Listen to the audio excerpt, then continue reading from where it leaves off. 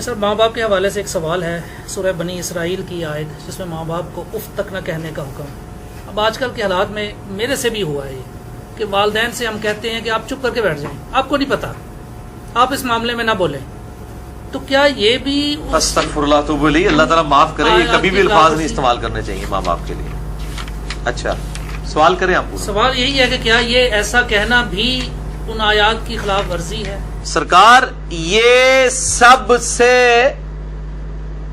بڑی خلاف ورزی ہے، یعنی باقی تو اس سے چھوٹی ہیں جو منع کی گئی ہیں۔ قرآن جو منع کر رہا ہے، یہ 10 کمانڈمنٹس میں میرا مسئلہ نمبر 77 ریکارڈڈ ہے، سورہ بنی اسرائیل میں آیت نمبر 23 سے 39 تک کل 17 آیات میں 10 کمانڈمنٹس ہیں جو تورات اور انجیل میں تھیں اور قرآن میں بھی آئیں۔ اعوذ باللہ من الشیطان الرجیم۔ وَقَضَىٰ رَبُّكَ أَلَّا تَعْبُدُوا إِلَّا إِيَّهُ، اور تمہارے رب نے یہ بات طے کر دی تھی کہ مت پوجنا کسی کو سوائے اس کے۔ پہلی کمانڈ تھی توحید، دوسری وَبِالْوَالِدَيْنِ إِحْسَانًا، اور ماں باپ کے ساتھ احسان کرنا۔ قرآن حکیم میں کم از کم 4 مقامات پہ توحید کے فوراً بعد اللہ تعالیٰ نے ماں باپ کا ذکر کیا، اور اس کا ضربہ سلام ایپیکس یہ ہے سورہ بنی اسرائیل، اس سے زیادہ کہیں نہیں ڈیٹیل آئی ہے اور نہ سینسٹیویٹی کا لیول۔ اما یبلغن عندک الکبر، اگر وہ پہنچ جائیں تمہاری موجودگی میں بڑھاپے کی حالت کو، احدہما او کلاہما، چاہے دونوں میں سے ایک چاہے دونوں۔ وہ صحیح مسلم میں حدیث ہے، آپ صلی اللہ علیہ وآلہ وسلم نے فرمایا کہ برباد ہو جائے وہ شخص جس کو ماں باپ دونوں یا دونوں میں سے کوئی ایک بڑھاپے کی حالت میں ملے اور ان کی خدمت کر کے جنت نہ کما سکے۔ یہ صحیح مسلم میں ہے، مسلم میں تو اتنی ہی ہے، لیکن ترمذی کے اندر اور مستدرک للحاکم میں وہ بڑی ڈیٹیل حدیث ہے کہ آپ صلی اللہ علیہ وآلہ وسلم 3 سیڑھیاں چڑھے، پہلی سیڑھی پہ فرمایا آمین، پھر دوسری پہ آمین، پھر تیسری پہ آمین۔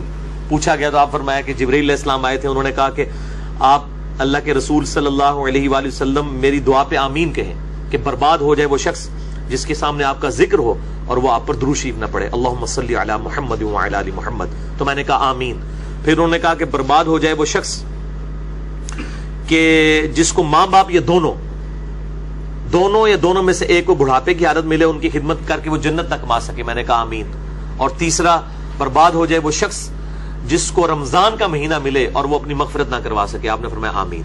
مختلف طریق میں یہ ترتیب ڈیفرنٹ ہے، بہرحال یہ تینوں باتیں۔ اور مسلم شریف میں اتنے الفاظ ہیں، وہ صحیح مسلم میں کہ برباد ہو جائے وہ شخص جس کو ماں باپ دونوں یا دونوں میں سے ایک بڑھاپے میں ملے اور وہ ان کی خدمت کر کے بخشش نہ کر سکے۔ یہ تو ایک ہے، یہ سائملٹینیس کنٹراسٹ۔ دوسری طرف یہ ہے کہ اگر وہ پہنچ ہی جائیں تمہارے سامنے دونوں یا دونوں میں سے ایک بڑھاپے کی حالت میں، فلا تقل لہما اف، ان کو اف تک بھی مت کہنا۔ اف کی ٹرانسلیشن پنجابی میں ہو سکتی ہے ہاں۔ یہ آپ کہہ رہے ہیں کہ جی تسی یہ کہو جو چپ کر کے بیٹھے رہو، تانوں نہیں پتا، یہ تے اللہ دے بندے ہو، یہ تے گال ہے، اللہ دے نزدیک تو اتنی بڑی یہ چیز ہے۔ اللہ تو کہہ رہا ہے کجروی سے یہ بھی نہیں کہنا ہاں، یعنی وہ بات کر رہے ہو اور آپ ان کو صرف اتنا رسپانس کرتے ہیں، یار بس ایویں لگا ہوئے نے، یہ بھی نہیں، جملہ بھی نہیں بولتے، آپ کہتے ہیں ہاں تاک لے، یہ اس کو منع کیا گیا ہے، وہ تو بہت بڑی بات ہے۔ ان کو اف تک بھی مت کہنا، ولا تنہرہما، اور ان کو مت جھڑکنا، وقل لہما قولا کریما، اور بات بڑی نرمی سے ان کے ساتھ کرنا، واخفض لہما جناح الذل من الرحمہ، اور اپنے عاجزی کے ساتھ کندھے جھکا کے رکھنا ان کے سامنے۔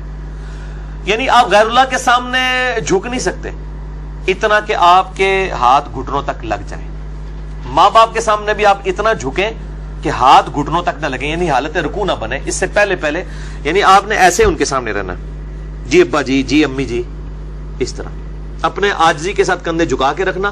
وقل رب ارحمہما کما ربیانی صغیرا، اور ان کے لیے دعا کرنا ہے رب ان دونوں پر رحم فرما جس طرح بچپن میں انہوں نے مجھے رحم کر کے پالا تھا۔ اور یہ وجہ بھی بتا دی کہ بچپن میں چونکہ انہوں نے پالا ہوا ہے، سب سے لاچار انسان کا بچہ ہے۔ بلی کے بچے کو آپ اس ٹیبل پہ رکھ دیں نیچے نہیں گرے گا، اور انسان کا آپ سال کا بچہ بھی رکھ دینا، وہ اگر کروٹ لیتا ہے تو گر پڑے گا، اس کو نہیں عقل کہ میں نے نیچے گرنا ہے یا نہیں گرنا۔ اتنا لاچار ہے انسان، اسی لیے انسان کے ماں باپ کو اتنا حق دیا گیا، چاہے وہ مشرک ہی کیوں نہ ہو۔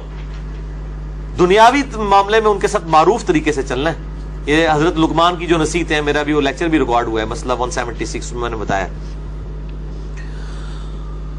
ربکم اعلم بما فی نفوسکم، یہ آپ کی بات کا جواب آ رہا ہے، تمہارا رب خوب جانتا ہے جو تمہارے جی میں ہے۔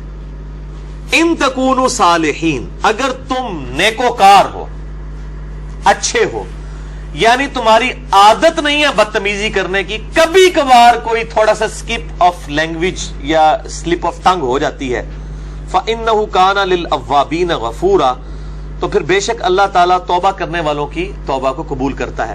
یعنی عادی مجرم نہ ہو.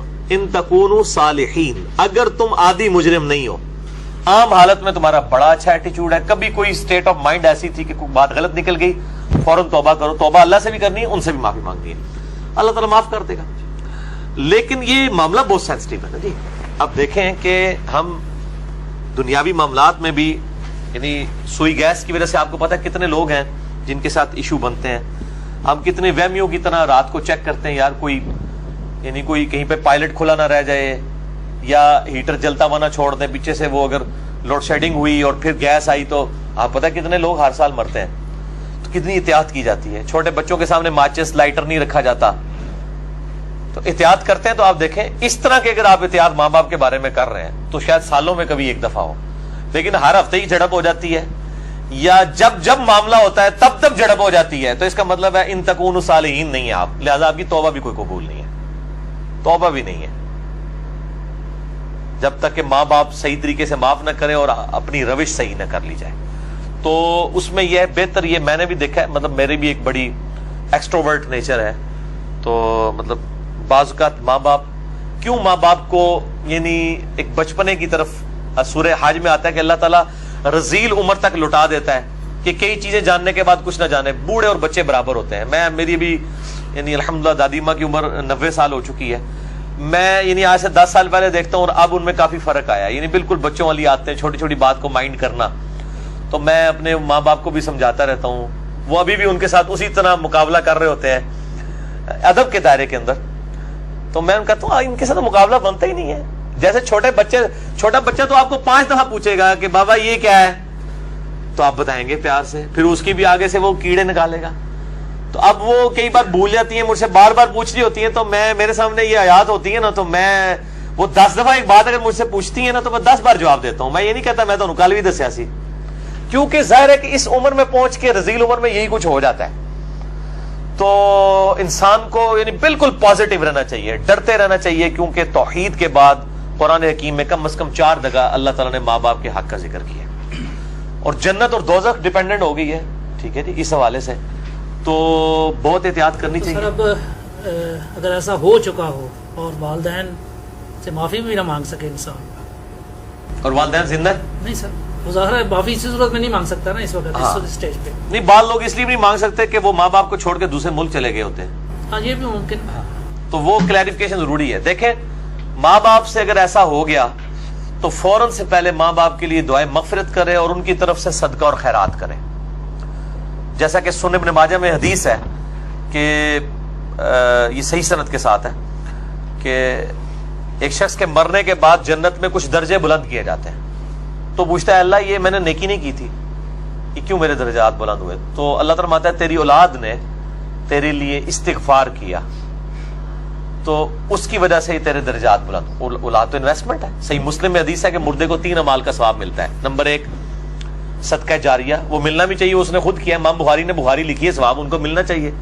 میری اب ویڈیوز ریکارڈ ہو رہی ہیں، میرے مرنے کے بعد بھی لوگ دیکھیں گے، اس کا ثواب مجھے ملنا چاہیے، کیونکہ میں نے الحمدللہ اس پہ محنت کر کے اللہ کے لیے اخلاص کے ساتھ ریکارڈنگ کی ہے. تو میرا ہی عمل ہے، مجھے مل رہا ہے، مرنے کے بعد بھی ملے گا. نمبر 2 علم کی بات، جیسے امام بخاری نے اب صحیح بخاری لکھی ہے تو وہ علم لوگوں تک پہنچایا ہے، ان کو مرنے کے بعد بھی ثواب ملے گا. کسی نے مسجد کے اندر کوئی پنکھا لگوایا ہے، صدقہ جاریہ ہے، مرنے کے بعد ثواب ملے گا. اور تیسرا کہا گیا نیک اولاد. نیک اولاد جو دعا کرتی ہے، نیک اولاد جو صدقہ کرتی ہے. مسئلہ نمبر 74 میرا بڑے لوگ دیکھ چکے ہیں، 1 لاکھ سے زیادہ اوپر اس کے ویورز ہیں اور اس کے کلپس تو لاکھوں تک ہیں. اس میں نے بتایا ہے کون کون سے موڈ ہیں میت تک نفع پہنچانے کے. صدقہ و خیرات ماں باپ کی طرف سے کریں تو انشاءاللہ قیامت الدین اللہ تعالیٰ آپ کے ماں باپ کو آپ سے راضی کر دے گا. جب ان کو مرنے کے بعد آپ کی دعاؤں سے نفع ملے گا تو بڑے خوش ہوں گے کہ ہمارے بچوں نے ہمیں مرنے کے بعد یاد رکھا.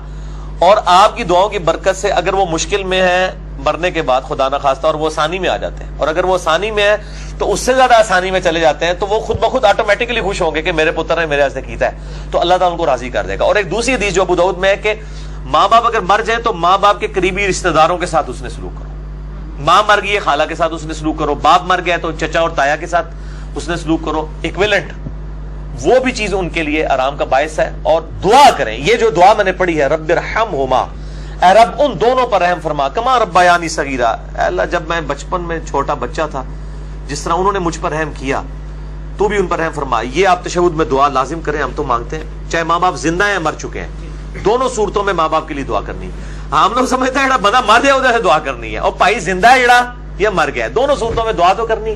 دعا کی ضرورت تو زندوں کو زیادہ ہے, اس لیے کہ مرنے والے تو چلے مر گیا, زندے بندے جو ہے وہ اس کے پاس تو چانس ہے کہ وہ اللہ کی طرف لوٹ آئے اور وہ گمراہی کا راستہ چھوڑ کے اچھائی کا راستہ, اور اگر اچھائی کے راستے پہ تو استقامت اختیار کریں تو دعا کرنی چاہیے.